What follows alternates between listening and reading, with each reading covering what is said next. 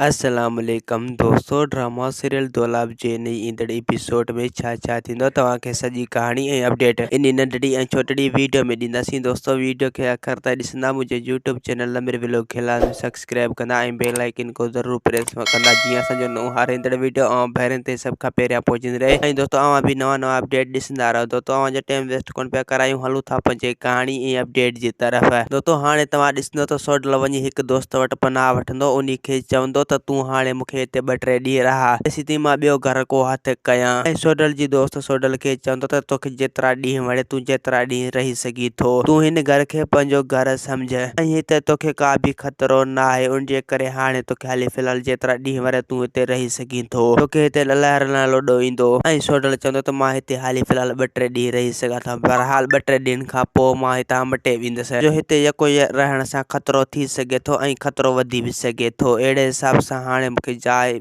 जे लाइ ॿिया सोचणी पवंदी। ऐं ॿिए पासे दोस्तों हाणे तव्हां ॾिसंदो त मुराद परेशान हूंदो ऐं अली खान चवंदो मुराद खे त मूंखे पक आहे त सोडल पंहिंजे दोस्तनि ॾांहुं वियो हुजे, उनखे दोस्तनि खां सवाइ ॿी का बि उनखे रहाए नथो सघे। ऐं मुराद चवंदो जेको उन सां दुआ सलाम कंदो उन वटि बि रही सघे थो, उनखे बि हर को रहाईंदो, छो जो उन सां ॿार गॾनि उन्ही करे। ऐं ॿिए पासे दोस्तों तव्हां ॾिसंदो त रेज़न ऐं ककर परेशान हूंदा, छो जो उन्हनि सां रेस मंसूर जुठ करे वियो आहे ऐं हू ई जुठ रेस शाहनवाज़ खे न ॿुधाईंदा, छो जो इन्हनि ॿुधाइण सां इन जी बदनामी थींदी। उनजे करे ही रेस शाहनवाज़ खे न ॿुधाईंदा, रेस शाहनवाज़ खे चवंदा त ही गुलपरी आहे, ही यानी ककर जी ज़ाल वापसि कयो वियो। ऐं हाणे तव्हां ॾिसंदो त रेस शाहनवाज़ रेज़न खे चवंदो त हाणे तूं मुराद लाइ खॾु खोट, हा जेसीं ताईं असां हाणे मुराद जो बिलो नथा कयूं जेसीं ताईं हू ईंदो असांजे मथे ते चढ़ंदो, उनजे करे असांखे हर हाल में हाणे इन जो बिलो करणो पवंदो दोस्तों। ऐं रेज़न चवंदो त रेस तव्हां हाणे जीअं चवंदो उअं ई थींदो, ऐं असां बि हाणे मुराद खे पंहिंजे मंज़िल तरफ़ पुगाए सघूं था। दोस्तों असांखे ॾींदा हाणे इजाज़त, वरी तव्हां सां मिलंदासीं के नई ईंदड़ वीडियो में, जेसीं ताईं पंहिंजो ख़्यालु रखंदा। ख़ुदा हाफ़िज़।